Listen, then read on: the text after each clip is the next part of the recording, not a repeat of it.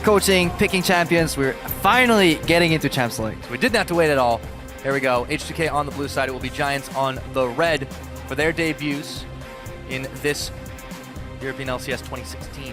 Very interesting Morgana ban coming out, because usually what we see a lot here in terms of power picks is Lulu, Gangplank, Rise, maybe Fiora over in Korea. They really like their Lissandra, and that's what we see. Giants ban out one of the power picks. Kind of peculiar with the Morgana ban. Maybe Godfred has been playing just a lot of Morgana support even on this patch still. Yeah, it's funny. I mean, that's what everyone remembered from last year, but maybe they're just trying to bank on the fact that they don't want to have to deal with a power pick or a pocket pick rather, and Giants are sticking much more to the formula. I like the Poppy ban because I feel that's like a pick that could tilt Forgiven.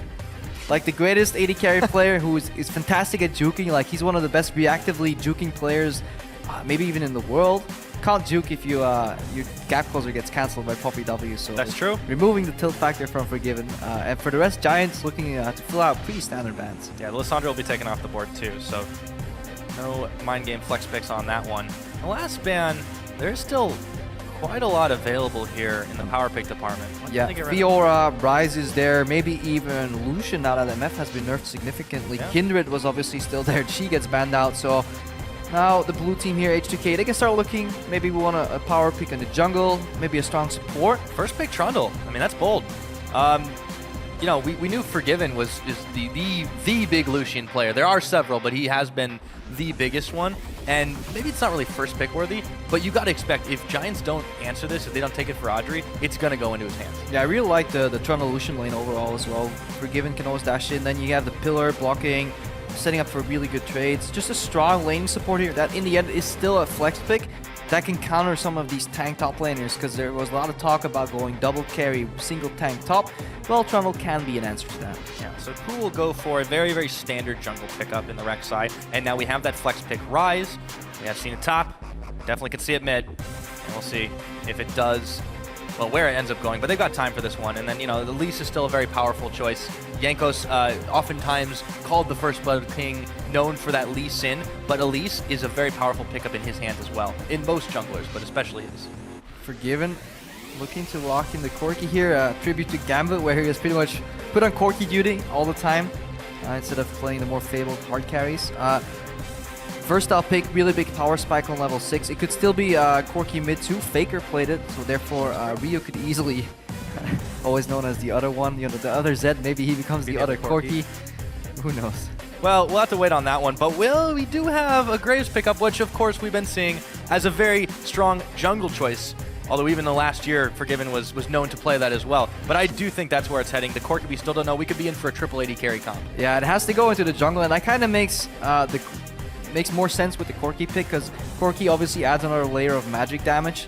So you don't go pure double AD carry if you go for the Graves jungle. That's probably why they opted for the Corki. I'm a big fan of Graves jungle. Not as big of a fan as Deficio. I'm more just maybe like a mini fan, but I think it's an incredibly strong pick. I think you're definitely right, but you definitely have to use it very early on. We know Jankos is very good at getting this early pressure in there. Now that means the answer, they may take the AD carry for themselves. The Braum Lucian lane, if that gets locked in, and it does, is a good old mainstay. Yeah, very powerful together. Yeah, really, really good combo, mostly because it's so easy to stack the Braum passive with a gap closing AD carry, but more importantly, the Braum shield will be fundamental in this team comp to block a lot of damage. You can soak up rockets, and more importantly, you can deny the entire damage output from the Graves. So we'll have to keep our eyes on Godfred if he can use that to peel. Already decent peel here from Giants though. Rek'Sai and Braum together should be enough of a front line to allow more carries to operate in the back lines. They'll need some time to get that Ryze scaling. Hopefully it gets put in the mid lane. Not the biggest fan of Ryze top because it's very vulnerable to ganks. Well, what are they going to add in there? That's a real question. Again, we haven't seen Adam. And you know, you got to look at this other side of H2K in the top lane. Odoamne with Hunigan, arguably one of the strongest top laners left. I mean, you can say Kabushard's up there as well, Soaz of course, but Odoamne is somebody that you really can't overlook. He can definitely step up and do big things, especially on low resources. So no Corki mid, Corki AD carry, Ahri locked in the mid, and then still a double flex opportunity here. Shen can go both support and top, so if a super tank gets locked in for the top lane, Trundle can actually be swapped to the top and Shen support can still work more than fine. So definitely a good drafting phase here from H2K with enough mid-game power, and that's really what you want to be in this meta game. Just mid-game power is what you're aiming for, because that's where you can really break open the map. At the other side, Giants is still flexing that Rise around, so they're deciding whether he goes mid or top. And they know that what they'll have to deal with against. Will Adam be enabled with this Rise pickup, or will Pepinero, or ex-Pepi, as he's now being called, be the one to take that? And what do they answer with? They don't want to pick a super tanky top for the stat stealing, but and they really do have plenty of fun, like you said. They need more damage. Yeah, they definitely need some more damage. So we're looking at some mid laners here. Maybe a Frost Queen's Claim, a LeBlanc could technically come out. Kind of hard to play LeBlanc to Shendo. Definitely wasn't thinking about Kennen. No. Maybe it's not too It's usually not on everybody's minds, but if they do take that, that should go to the top. It is locked, and it's all to see if that's what they go with. So range harass into the Shen could bully him out of the lane. So early gank coming out for Adam could definitely do some bad things to H2K here. So if they can get Adam snowballing, it's a good thing because he can bully out the Shen. If they leave him alone, he still adds a lot of teamfight power. So Giants definitely looking for a teamfight composition. Braum incredibly strong. Rek'Sai has good peel. They have a wealth of crowd control effects that then the Rise can operate in the middle. Yeah, this is definitely a solid composition for Giants. It could be a strong lane in the top lane, and it's definitely a strong lane in the bottom. Obviously, ex-Pepi has dealt with a lot of really wonky and lopsided matchups in the past, and he's tended to be the one that comes out on top and carries, but he can also be a bit of a wild man, going in too deep, and Ryu knows how to take advantage of situations like that. And on Ahri, he had a couple of beast games last year. Probably was very outspoken, saying Ryu is the hidden carry, the one that no one expects to step up and just deliver the pain. Yeah, looking at some interesting gank opportunities here, but we'll get into that later. Coaches shake hands, and we're ready to load onto the Rift. Oh yes, indeed we are. And you can see Ryu's already going to be looking to go very aggressive. It's the way the Ahri does it, but we want to know what you guys have to say. Why don't you go ahead and hit us up on Twitter, hashtag H2K win or hashtag GIA win, as we get ready to load up into our third game of the day. Action starting hot and heavy, and you guys at home, we want to hear from you, so why don't you let us know. As we get ready to start it up, Giants, H2K on the board. Let's get going. So yeah, the junglers will be very important this game. If Ku can find an opening, snowball a lane, because the combination of some snare from Rise and then an instant flash knockup from Pepinero, or ex-Pepi as he's called right now, could be enough to kill Ryu. As opposed to Jankos, he's just bringing a lot of damage to these lanes, so you'll need the laners to provide the crowd control effects themselves. And they definitely have a lot to go on. Ryu's got the charm, Odoamne's got the dash. If they start doubling up early and making big plays, taking advantage of that pre-level 6 teleport, the summoner spell one that is, they can definitely bring the pain to Giants, who are starting to step a little bit forward. They have instigated this lane swap, or at least part of one. Audrey's up in the top side, dangerous. But Godfrey's in the bottom. Forgiven is going to check into some pain. I think he is going to get flashed away, rather. Pepi pops his ghost, maybe a little bit too late, and Forgiven will make it out. Pepi started snare. You should never start snare if a Braum is stacking passives, and more importantly, should not do it until after the Braum passive gets procced, because yeah, this is going to be a rough laning phase. Pepinero starting with a snare right now. Ryu should have actually the ability to bully that right now. And something we want to talk about now that the flash is down and the heal on Forgiven, it may prompt a reaction in the bot lane from Godfred and Audrey if they actually end up laning 2v2. But we're looking at a weird swap. That's something you can do against an inexperienced team like Giants is, yeah, there we lane go. swap, but they're initiating it themselves. That's actually peculiar. Putting Adam on a ranged harass champion and then initiating lane swap yourself, forcing the lane swap with a solo queue top laner, I'm not sure if that's the right approach for Giants. Yeah, this is definitely really curious. Forgiven and Vander on the bottom side will go ahead and grab the Krugs early on, and they can get back without any worry of losing the farm. Yanko's hanging on the bottom side to start this thing off, but I don't know if Giants are looking for the lane swap preemptively and trying to the only thing that makes sense, the only thing that makes sense is that because Forgiven lost his summoners and he has a tough matchup against him, Giants thought that H2K would default to a lane swap in the top lane even more, but right now, Forgiven losing the heal and the flash actually does not matter. So he doesn't get any impact because he'll be farming for the majority of the early game. However, ex-Pepi does lose the impact from using the Ghost and starting with the W early in the lane. Yeah, so Ryu shouldn't have too much trouble there. Not much of a CS lead, but obviously they've just gotten in there, and we can already see that there is a bit of a roam going on. Odoamne looking to maybe try for a fast push with the help of Vander. Since there's no one here to stop this, this should be one of those good old 3v or 4v0s. Yeah, you even want to speed up the 3v0 even more because the way the jungle experience got changed right now, junglers, they still get full experience from the camps, but laners not so much. So an extended double jungle where you're sharing is just less efficient. So the quicker you can get your top laner in that 3-man scenario and you can bounce that wave back, that's what you want right there. Sad Jankos. Experiencing some difficulties here with the patience bar on the go. There we go, gets it that time. So because H2K started this one a lot sooner, Giants took a little bit more time. They should be able to finish it up faster, but it's still relatively even, and the question is then, do they go back and reset after the fact, or do they just keep pushing their luck? I feel like a team like Giants might just do that. Yeah, definitely want to push in, reset, bounce the wave to your top laner, get him ahead, and then equal out. What we've seen in the LCK over in Korea is that the lane swap starts like this. Teams swap around to the other side. Both towers, tier 1, go down on each side of the map. And then a very slow mid-game starts where teams are struggling to get anything done. LCK analysts predict that to happen every game. I think the next step then is really deep vision. And maybe H2K can generate that and start opening up the map that way. I do think Giants will struggle if that scenario actually comes to play. Yeah, especially considering H2K have all the tools for a really ridiculous mid-game team. If they can get off on the right foot and not get set too far behind and into a really stale situation, as Ryu doesn't know what's coming for him. Ku comes in, but he's out. Lands the charm too onto Xpeppy. Nice. Yeah, and definitely Ryu knows what to expect here. If you look at the bottom lane and the top lane, there's no way a jungler is going to interact with any of these lanes, so the only place ganks can happen is in the mid lane. If then Pepinero or Xpeppy starts playing up a little farther ahead, Ryu basically smells the gank. Yeah, pretty easily. And there's a lot of escapes that they have too. Even though Ryu's only level 4, once he hits 6, that's not going to be as much of an issue as long as he hangs on to his ultimate, unless he goes right for Peppy's face. And still fairly even as he pushes the wave forward himself. We start to see some semblance of normalcy. Just your basic lane swap, nothing else to see here with a couple of towers pushed early. 4.5 minutes on the clock. Yeah, look at Jankos. He's going to assist his bottom lane, which is now top lane, to really zone off Adam off that tower. Adam level 3 on the cannon with teleport.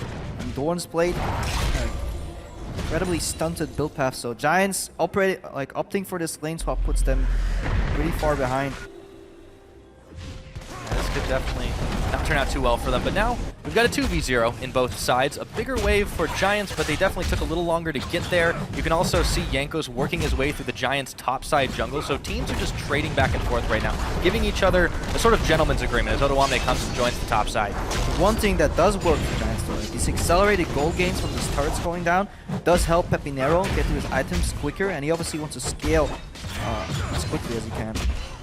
Yeah, that'll definitely help out Pepinero, but again, H2K, if they can group up after these outer towers are gone and they can start forcing things, they have the tools. Once they hit the power spikes, it's not quite mid-game yet, to be able to get some serious damage onto Giants and shut the Rise down early. No, that's a very good point, Pyra, because if you put the Graves and the Corki and the Ahri together in the mid lane, combine that with the zone that comes from a Trundle pillar, it will be incredibly hard for the Giants lineup to wave clear. The only reliable wave clear that they have is Lucian Sculling on level 6. Other than that, Rise will actually be out of position trying to clear those waves, so the siege that H2K have on that third middle tower that will eventually open up the map will be incredibly hard to deal with for the Giants. Yeah, I feel like a lot of the emphasis now that the outers are all gone should be placed in that middle side.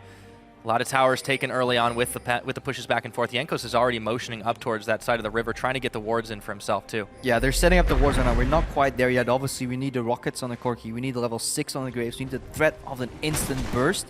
And then obviously we need the flank squad because Giants' response will be an immediate engage, cannon flank TP, Ku flash knock up, snares, concussive blows. That's the things you're looking for from the side of Giants.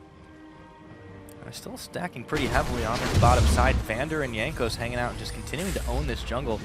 Ku has been focused more on trying to catch Ryu out, but now that he's got Spirit Rush available, he's going to immediately use it. Dashing sideways, they've got the teleport. Maybe he looks to turn onto Peppy. Godfrey is there. Oh no, maybe he didn't want to complete this one, but he gets a double taunt off nonetheless, and another teleport comes in. This time from Adam, everyone backs away, but 2 TPs spent on both sides. Yeah, normally if you get that level 6 mid laner action going on, the top laner joins in on level 6 as well, but Otoame, the level 4, instantly has to flash out.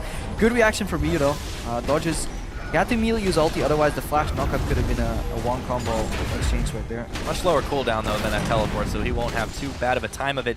You can see Audrey pushing in on the top side versus Oto as he gets back to that point. Ryu perfectly fine in this mid lane. He's going to be so hard to gank. This guy's reaction times is just super crazy, and Ku, well, we don't really know how he's going to perform. That's what we talked about. He is one of the big question marks. This is his first LCS start. He's played in challenger teams galore, but this is the big stage. Right now, Audrey is pushing the top lane. doing on Odoamne. This lane swap has successfully hit Audrey though, one of the weaker members on Giants. Many even questioned why he is still on the roster, as he was one of the worst AD carries in Spring and Summer, so didn't have to lane against the Forgiven God, so that's good. He's even on CS, they're even just like 9 CS behind, which technically is ahead against Forgiven. Yeah, counting. yeah, you're close enough, but I mean, still, it's still worrying if you take a champion that is lane bully like Lucian and you then don't want to opt for the lane. Now you can see Forgiven is already looking to try for that duel. He's picked the package up and he has set Yeah, he's trying to find Audrey. guy in his sights. There You we see, go. immediately when he picks up the package, it actually plays a global sound and slightly reveals Corki for a minute, like a miniature amount of time, like a second or so. Haven't you? Yeah, I've played against a lot of Corkis and then got owned when I don't look at my minimap. So when they base, always look at your minimap because he reveals for like 1 second, and then you gotta run away because package will just literally own you. So good pinging there, good awareness from Giants right now. The gold's still even, and their vision's actually slightly better. They put 3 ping ports down in their own jungle though. They should be slightly far left. That's what I really ping ports. You need to use them. They're so valuable. Only 75 gold. They lost for an incredible amount of time. All they need to do to equal a normal ward is last 2 minutes and 30 seconds, and you easily get that value out of a pink ward. Yeah, and H2K have got quite a lot of wards themselves, including that pink that Ku should spot, but he's not going since he sees the blue already taken away. Jankos has pretty much had his way with the Giants jungle so far this game. You can see that they are trying to keep that vision hot so they know exactly where both he and Godfred are at this point. H2K can now have a little bit more free reign on the map, and as you see, definitely a little more faith being placed in the H2K side, but about 40% of fans saying Giants are going to win this game. A lot of fans rooting for Giants here. Blue hand up to Ryu. Yeah, slow early game. That's what we expected when a lane swap happens. It's almost a gentleman's agreement. It's very hard to break the mold because the successful play patterns, you see Audrey a little stuck here behind the pillar, are just taking down tower, swapping around, taking down the other tower, and then it becomes a vision game, which is slower. It's a beautiful game, but not as much blood. Speaking of slow, Jankos doing his best to clear the pink ward away. Reload. There we go. And a lot of Giants members now sticking around on the bottom side, or at least 2, I should say. 3. Adam is there along with Godfred and Ku. They're going to see if they can bait out Odoamne, but he's been very smart about saving his taunts. If he needs to escape or if he can bait 3 under the tower, he definitely gets some serious damage. And this game is accelerated so fast, which means you can't necessarily dive that early on. Now Jankos and Rio could be in a bit of trouble, but they catch Ku on a charm. Godfred unbreakables, and they'll back away. Giants realize that H2K is about to set up for the siege. Look at Forgiven pushing top lane. He's rotating down the mid lane. They'll have Jankos, Forgiven, and Rio triple range with some catch. Pushing into Xpepe's rise. So can Giants hold off this siege? Can they block the siege? Because this tower is under massive pressure. 500 gold lead for H2K. They look to extend it a little bit further. Charm gets narrowly dodged by Xpepe. And they can't quite finish this one off just yet, but they do have the tools to get away. Traffic cone is up. Jankos is here now, sending out the Foxfire. Ryu just trying to keep the poke going. Another charm is dodged. But if they keep doing this and there's no response from Giants, they can get this tower sooner or later. Yeah, and Odoamne right now, he has Stand United available, so he can just constantly freeze or slow push the bottom wave. There's a very slow response from Audrey. He's not pushing out top for some reason. He's taking his time with that wave. That means H2K has all the time in the world to land Charm, maybe even burst Ku. Not quite enough damage, but Jankos is certainly getting there. That will mean they can polish off the tower, get themselves in a much more comfortable lead. And yeah, Audrey is just not a part of this. He's down still about 16 CS. He's having to take some more junk. Well, rather, he's having to continue to stay up on the top side. Odoamne, meanwhile, is free pushing in the bottom, but he's got the double teleport available. That's the difference, and H2K are making much better use of their tools this game. Yeah, and Giants, they just open up Pandora's box by letting that mid lane and tower fall for free, because right now, H2K have the liberty to invade any side of the jungle, put deep wards, and then start picking them off, even securing potential dragon if Giants don't sneak it right now. They're going to try. Adam and Ku are there. Vander should know, but they know he's there thanks to that ward that he just clears off the board. Half the tower, or half the dragon rather, is taken down. They might just give this one away. It's not too big of a deal to give up first dragon because you know you can take another. It's never going to come down to that 5th situation. So Giants do successfully sneak that. Good move by them, but they've still got some catching up to do. Yeah, Odoamne said it in the interview. 15 games they've played, give or take, with the lineup. So a lot of working to do, but they already have a good framework to operate within. They have Odoamne, who's an experienced player. They have Jankos and Vander, who have that jungle support synergy from in Rocket from last year. Not the best mid-game, warding-wise from them, but at least they have some experience. Contrast that with Ku, who's coming in fresh in the LCS here. Has to work with Godfred, who didn't really have that synergy either last year with Frederick. Yeah, that's definitely a little bit more rebuilding for Giant side. H2K seem to have the synergy locked up.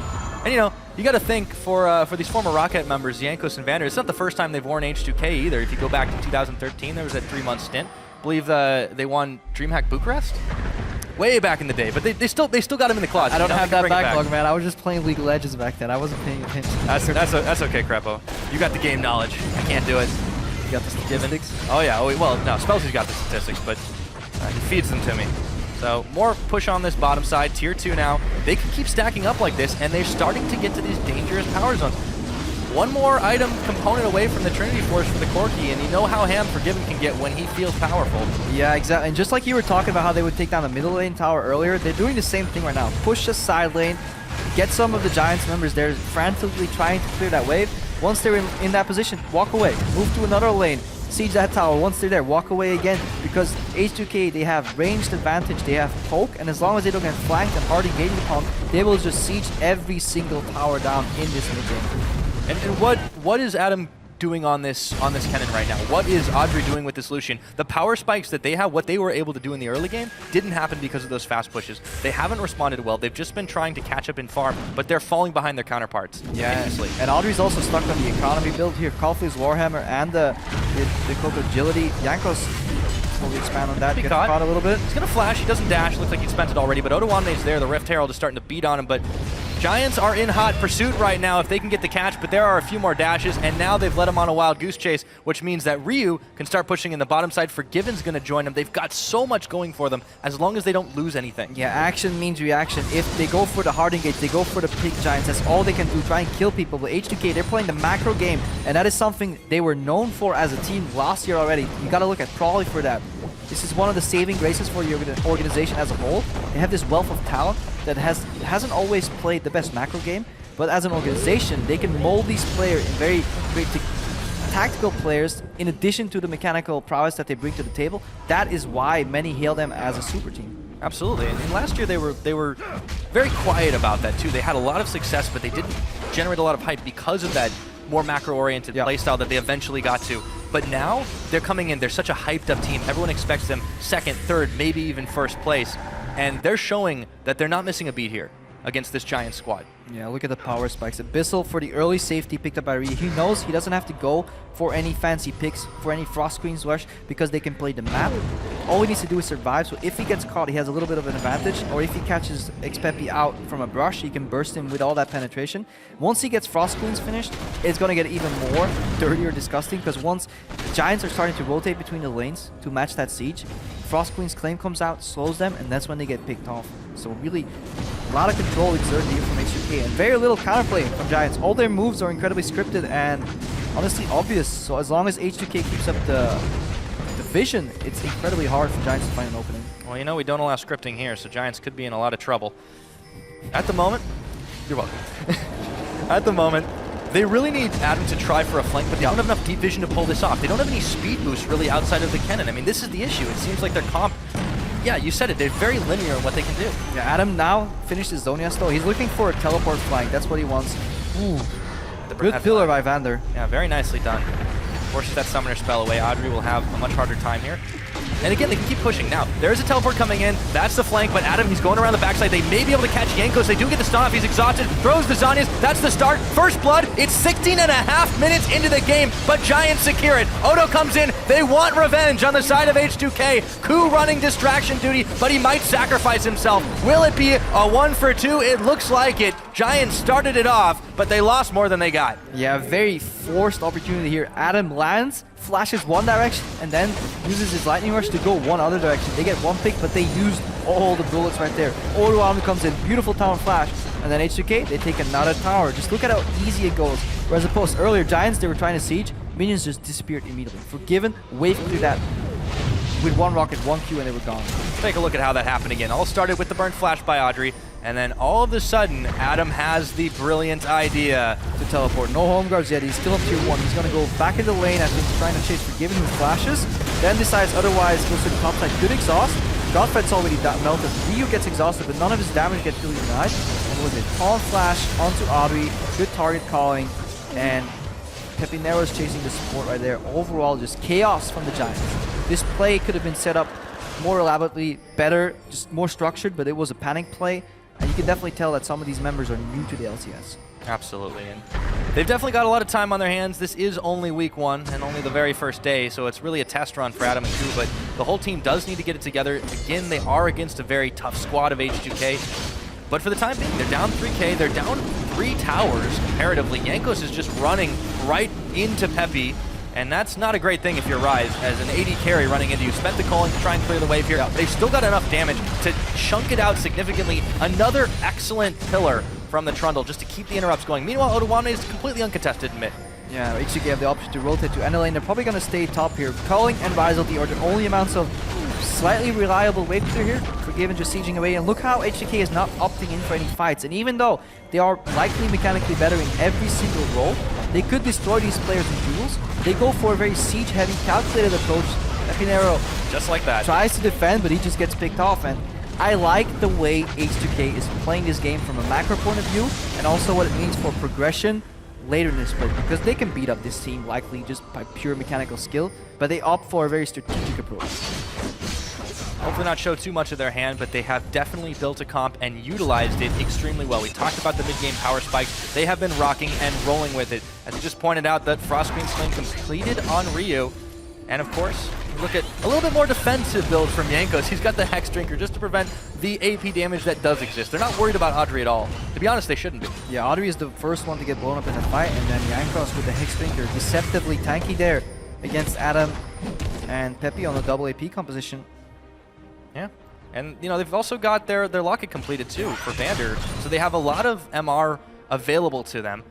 And they've also got the extra shield in case someone does get popped on. It's close to 20 minutes. As you see, the Baron will be available, but H2K are likely not going to need this as they just continue on their trajectory to just keep pushing Giants further and further back, winning the war of attrition. They can take this game home easy. Yeah, they can follow the same playbook they have been doing the entire game and then choose. They have they can choose which towers to siege. If they find it a little difficult, they can pick up the Baron buff. They can pick up the first Dragon buff as well, 6%. Both damages is definitely worth spending some time clearing that. Trinket-wise, 4 blue trinkets. We saw Fnatic, once they got ahead, actually opting for all the yellow trinkets because they lost longer and they don't get revealed. Perhaps actually a wiser choice if you do control the map. You don't really need to safety check brushes with the blue wards if you just move as a pack and rotate in between the lanes once all the members are revealed. Yeah. It's definitely an option for them, but they're playing it about as safe as they possibly can right now. But there are just so many wards already scattered throughout the Giants jungle. That bottom side had always been lit up throughout this game, but Giants' warding area is pretty much limited to their own red buff and a few river entrances. They don't have a lot of vision, they don't have a lot of information, and that makes it so much harder for them to try and make these comeback plays like they did with Adam. They can still make some picks though, because there's very limited amount of wards overall on H2K side. 3 side-stone wards, no pink wards in the inventory except on Ryu right now, and no yellow trinkets. So if the blue wards gets cleaned out, then Giants can still make some picks, and that's what they're hoping for. Somebody to get greedy, somebody to overextend. Yeah, wait on that rise, keep on buying your time as much as you can, set up a good flank with Adam. As long as H2K don't get cocky though, that's going to be so hard. That opportunity is just not going to come along, and meanwhile the gold gap just keeps on widening. H2K 6K up, or roughly that, to Giants right now, only 31,000 gold in their pockets. Spooky Ghosts come out, Godfrey's going to get spotted right as he recalls. Safety check by Ryu, how many people are here? 2 ghosts go out that way, there's likely not too many people here. Charming the rush, a lot of respect here from H2K. Yeah, they're playing the safe game out and feeling this one out to begin with. Giants Gaming, for their hand, you know, they have managed to get a little bit in this game. They haven't been completely shut down. We saw that they're willing to make these plays, but it is so scattered. If they can sync up their synergy, though, we could see a very different team by the end of this split. Yeah. Giants here going for a Hail Mary, trying to pick somebody off, but H2K is comfortably playing passive because look at the bot lane. Odawane pushing yet again. Continuing to do what he does best. Odo, he's often functioned on low resources, but this game he just really hasn't had to do all that much as Jankos goes in really quick. That might have been a mistake, but in comes Odo for the defense. They've got so many shields on that Graves, and now Ku is caught. Forgiven says mine, and he takes himself a kill. Yeah, special delivery, kill steal.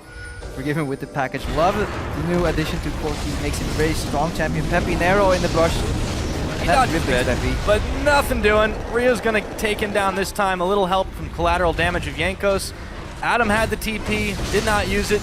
Baron is on the table, but not for long. Godfred's the only man in the area. Adam's just farming down bottom lane. H2K have got this all locked up, and they just need to put a bow on it. Yeah, Giants are drowning right now. There's so little counterplay, and the only counterplay is incredibly obvious moves that a team like H2K with good communication just immediately thwart.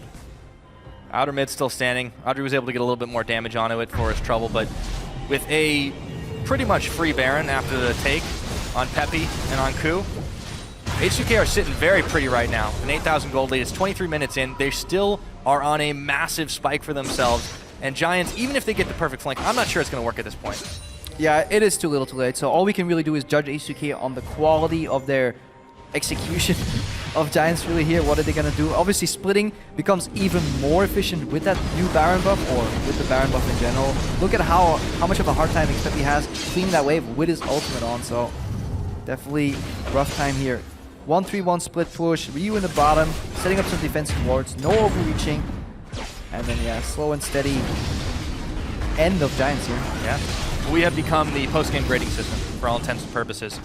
Odoamne using his Baron buff just to keep that cannon mini alive, pushing out on the top, Forgiven, Vander pushing out in the middle. Giants have pretty much centered their defense there, but it's going to be not too long before the nut starts cracking. You see Rio on the bottom side.